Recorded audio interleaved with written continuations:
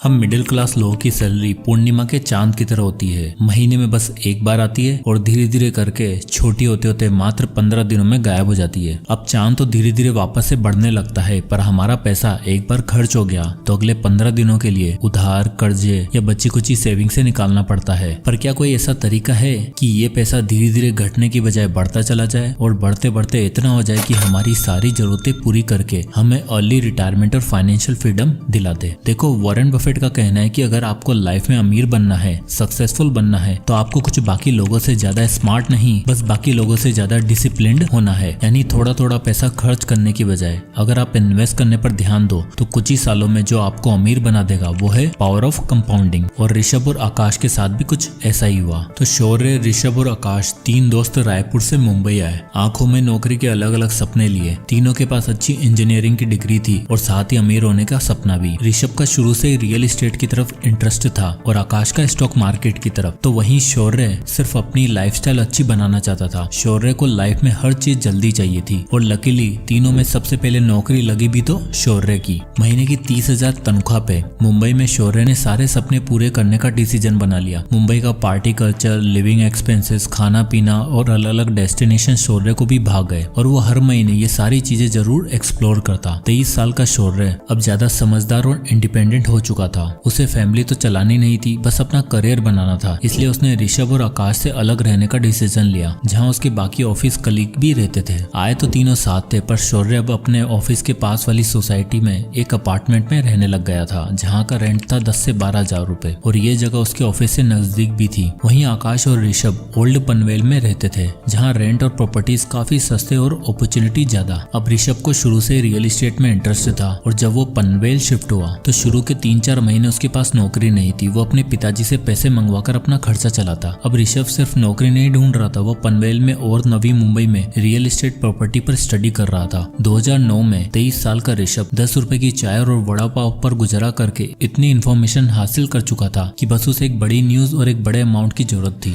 ऋषभ को पता चला कि नई मुंबई अगले 10-15 सालों में खूब डेवलप होने वाली है। यहाँ मेट्रो आने वाली है और ये ओल्ड पनवेल भी नवी मुंबई के डेवलपिंग हिस्सों में आने वाला है। तो ऋषभ ने एक रियल एस्टेट कंपनी में नौकरी पकड़ी, जहां उसकी तनख्वाह बहुत कम थी, मात्र 15,000 रुपए, पर इन्फॉर्मेशन का भंडार था। सडनली ऋषभ को पनवेल में एक ऐसी प्रॉपर्टी मिल गई जहां कंस्ट्रक्शन शुरू होने वाला था और वहां लैंड अलॉट हो रहे थे। ऋषभ ने अपने पापा को फोन करके 15 लाख रुपए इस प्रॉपर्टी में इन्वेस्ट करने के लिए कहा और ये वादा किया कि 10 साल के अंदर अंदर यहाँ डेवलपमेंट होने वाला है और हम इसी 3-4 प्रॉपर्टी खरीद के पूरी तरीके से फाइनेंशियली फ्री हो जाएंगे। अब एक इंडियन फादर कहाँ मानने वाले थे, पर कैसे भी करके ऋषभ ने उन्हें कन्विंस किया और 15 लाख रुपए डलवा लिए। साल 2011 में वो प्रॉपर्टी बनकर तैयार हो गई। उसके साथ ही वहाँ शॉपिंग कॉम्प्लेक्स, हॉस्पिटल, स्कूल बना। ऋषभ ने वो प्रॉपर्टी रेंट पर डाली और 2% का रेंटल यील्ड निकाला। अब ऋषभ की प्रॉपर्टी का दाम बढ़ते जा रहा था और शुरुआती 5 सालों में उसकी प्रॉपर्टी ने रंग दिखाना शुरू कर दिया और 5 साल में उसकी प्रॉपर्टी की वैल्यू 30,17,000 हो चुकी थी और उसे मंथली 60,000 रुपए रेंट आने लग गया था। साथ ही उसकी जॉब भी अच्छी होती जा रही थी। ये दिखाता है कि ऋषभ ने पैसा कमाने से भी पहले उसको ऐसी जगह इन्वेस्ट करने के बारे में सोचा जहां उसको फ्यूचर में इनकम आती रहे। वहीं दूसरी तरफ शौर्य 2011 में 25 साल का हो चुका था और अब उसकी लाइफ पूरी तरीके से चेंज हो चुकी थी। उसे मुंबई की फ्लैशी कल्चर की आदत लग चुकी थी और अब वो लाइफ के बड़े बड़े परचेज बिना कुछ सोचे समझे करने लग गया था। 50,000 सैलरी होने के बाद और 3 साल नौकरी करने के बाद शौर्य हर वो काम करने लग गया था जो उसके कलीग किया करते। उसके दोस्तों ने गाड़ी खरीदी तो शौर्य का भी मन हुआ कि अपनी गाड़ी ली जाए। भाई साहब शोरूम में जाते हैं और इन्हें पसंद आती है 6 लाख रुपए की सेडान गाड़ी। अब 6 लाख रुपए एक साथ तो नहीं थे, तो बनवा ली EMI।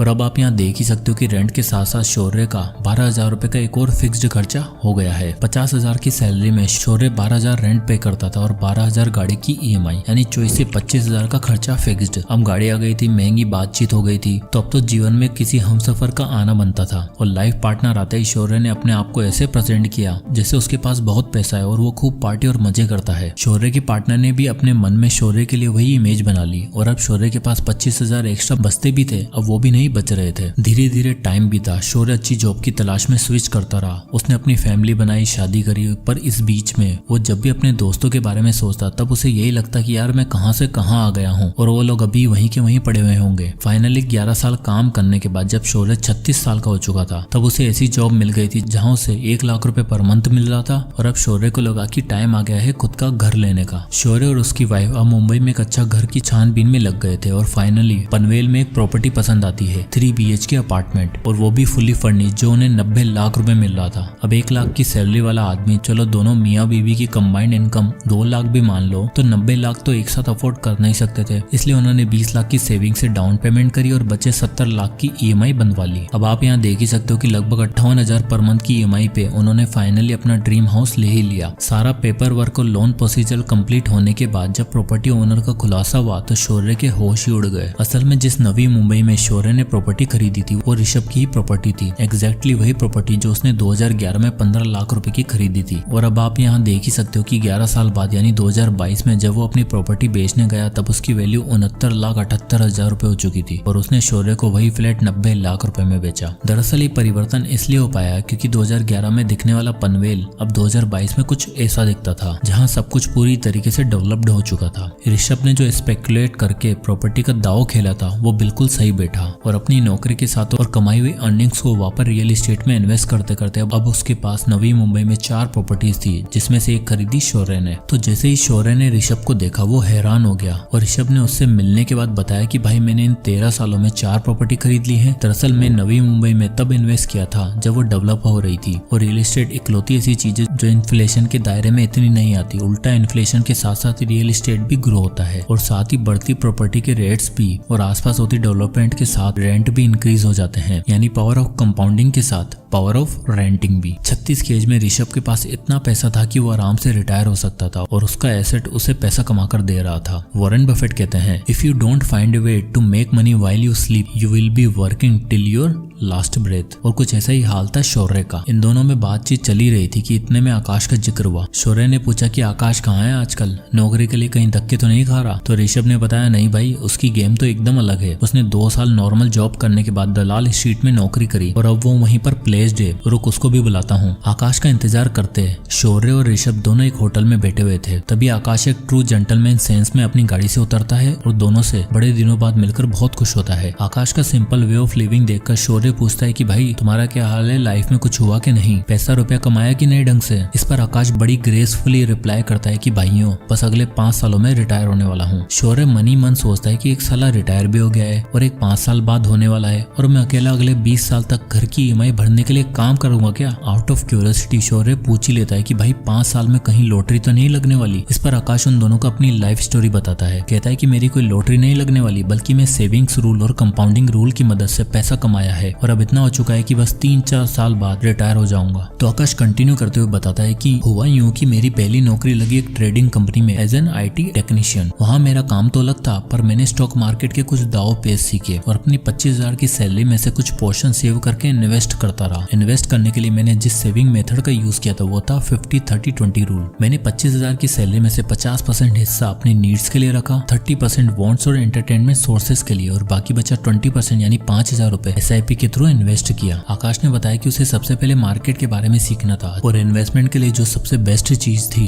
वो था इंडेक्स फंड। इसलिए उसने 5,000 रुपए इंडेक्स फंड में SIP करने का फैसला लिया। इंडिया में निफ्टी 50 इंडेक्स फंड सालाना 10 से 12% का रिटर्न देता है और स्टॉक इस बीच में कैसे परफॉर्म करते हैं आकाश ने अच्छे से सीख लिया था। 5 साल इन्वेस्ट करने के बाद और स्टॉक मार्केट के बारे में सीखने के बाद आकाश को समझ आ चुका था कि अब अगर पैसा कमाना है और अर्ली रिटायरमेंट चाहिए तो अपना बिजनेस बिल्ड करने के साथ साथ इन्वेस्टिंग शुरू करनी होगी। आकाश अब अपनी जॉब के साथ साथ फ्रीलांस फाइनेंशियल असिस्टेंट भी दिया करता था। 28 की उम्र में जहां लोगों को समझ नहीं आता कि UPSC की पढ़ाई करें या नौकरी करें, वहीं आकाश 3 काम करके पैसा कमा रहा था और महीने का 1 से सवा लाख रुपए अर्न कर रहा था। इसके बाद आकाश ने बताया कि सबसे पहले मैंने जो 5 साल SIP से पैसे बनाए थे उसको मैंने विड्रॉ किया। उसने बताया कि 5 सालों में उसने निफ्टी 50 इंडेक्स फंड जो उन्हें एवरेज सालाना 10 से 12% का रिटर्न दे रहा था, वहां से उसके 5,000 रुपए 10% के स्टेप अप से 5 सालों में 4,92,000 रुपए बन चुके थे। इन 4,92,000 में से उसने 8,000 एक्स्ट्रा ऐड किए और सबसे पहले 5 लाख रुपए की लमसम इन्वेस्टमेंट करी स्टॉक्स में। इस स्टॉक पोर्टफोलियो में उसे 17% का एवरेज रिटर्न मिल रहा था और आप 10 साल बाद देख ही सकते हो उसके पास कितना पैसा हो चुका होगा, 24 लाख रुपए। पर आकाश जानता था कि अर्ली रिटायरमेंट के लिए सिर्फ इतना काफी नहीं था, इसलिए उसने निफ्टी 50 इंडेक्स फंड में फिर से SIP करने का फैसला किया, पर इस बार 5,000 की नहीं बल्कि एक तगड़े अमाउंट की। आकाश चाहता था कि वो मात्र 10 से 12 साल में 1 से 1.5 करोड़ के अमाउंट को सिक्योर करने के बाद रिटायर हो जाएगा, जिसके लिए उसने डिसाइड किया कि हर महीने वो 1,20,000 की इनकम में से 30,000 पर मंथ इन्वेस्ट करेगा और 732 रूल कंपाउंडिंग का यूज करेगा। तो ये 732 रूल ऑफ कंपाउंडिंग कहता है कि अगर आप एक सर्टेन अमाउंट हर साल 10% से इंक्रीज करते हो तो पहले 7 साल में आपके पास 50 लाख रुपए होंगे, फिर अगले 50 लाख मात्र 3 सालों में बन जाएंगे और अगले 50 लाख के लिए सिर्फ 2 साल का और इंतजार करना होगा। आकाश ने वो सर्टेन अमाउंट डिसाइड किया 30,000 रुपए और कैलकुलेशन करी जो कुछ इस तरह आई। यानी आकाश की कैलकुलेशन बिल्कुल सही बैठ रही थी। आप देख ही सकते हो कि 7 साल में 50 लाख, फिर 10वें साल में 1 करोड़, 12वें साल में 1.5 करोड़। प्लस में जब तक वो रिटायर होता तब तक उसके पास 25 लाख के स्टॉक भी तो था जिससे उसे डिविडेंड भी मिल रहा होगा। पर इस कैलकुलेशन में एक बहुत बड़ी दिक्कत थी। आकाश ने सोचा 1.5 करोड़ रुपए जो 12 साल बाद कैलकुलेशन में शो हो रहे हैं, क्या 12 साल में इन्फ्लेशन के बाद भी इनकी वैल्यू सेम ही रहेगी क्या? तब उसने इंडिया में चल रही 6% एवरेज इन्फ्लेशन को भी एडजस्ट करा, जिसकी कैलकुलेशन कुछ इस तरह थी। आप यहाँ देख ही सकते हो इन्फ्लेशन एडजस्ट करने के बाद उन 1.5 करोड़ की एक्चुअल वैल्यू मात्र 71 लाख रुपए होगी। तो आकाश को ये समझ आ चुका था कि 30,000 रुपए से तो काम नहीं होने वाला है। उससे अपनी रिटायरमेंट के लिए 1 करोड़ की जरूरत थी जो 30,000 पर मंथ की SIP से अचीव नहीं होने वाला था। इसलिए उसने पहले दिन से 50,000 पर मंथ इन्वेस्ट किया और अब आप रिजल्ट देख ही सकते हो। 732 रूल ऑफ कंपाउंडिंग, उसका 1 करोड़ का टारगेट 12 साल में आराम से अचीव हो जाएगा, वो भी आफ्टर इन्फ्लेशन। यानी अगर तीनों दोस्तों में देखा जाए तो आकाश ने बाकी दोनों को आराम से आउट प्ले कर दिया। चलो ऋषभ को तो रियल एस्टेट में पावर ऑफ कंपाउंडिंग देखने को मिल गई और 36 की एज में वो फाइनेंशियली फ्री भी हो गया। अब देखो रियल एस्टेट में आपको बल्क में कैपिटल चाहिए जो सही टाइम पे ऋषभ के पापा ने डाल दी। पर आकाश की टेक्निक और मल्टीपल इनकम सोर्सेज से पैसा कमाने की अप्रोच सबसे ज्यादा रियलिस्टिक और एप्लीकेबल लगती है, जिसको शौर्य ने कभी समझने की कोशिश ही नहीं करी। अभी 36 की एज में ऋषभ रिटायर हो चुका था और आकाश भी 3-4 साल बाद रिटायरमेंट लेने ही वाला था। पर शौर्य वो तो भी 20 साल और नौकरी करेगा क्योंकि उसके घर की EMI जो चुकानी है, बच्चे का महंगा स्कूल में एडमिशन करवाया है, उसकी फीस भी भरनी है और जो महंगी लाइफस्टाइल शुरू से बनाई थी उसे मेंटेन भी तो करना है, जिसमें आराम से 1 से 1.5 लाख रुपए खर्च हो ही जाएंगे। ये एक सबसे बड़ा डिफरेंस है रिच और मिडिल क्लास माइंडसेट के लोगों में। मिडिल क्लास माइंडसेट के लोग पैसा आते ही उसे 10 जगह खर्च करने की सोचते हैं। आप में से कितने ऐसे होंगे जिनकी सैलरी आने से पहले एक शॉपिंग लिस्ट रेडी होती है? कमेंट में यस लिखो। वही एक रिच माइंडसेट वाला इंसान सोचता है कि कितने सोर्सेज से पैसा कमाया जा सकता है और ले रिटायरमेंट कैसे ली जा सकती है। यानी मिडिल क्लास लोगों के पास होता है power of loans and EMIs जो उन्हें एक दिन बर्बाद कर देता है। वहीं अमीर लोगों के पास होता है पावर ऑफ कंपाउंडिंग जो उन्हें आबाद और फाइनेंशियली फ्री बना देता है। जय हिंद।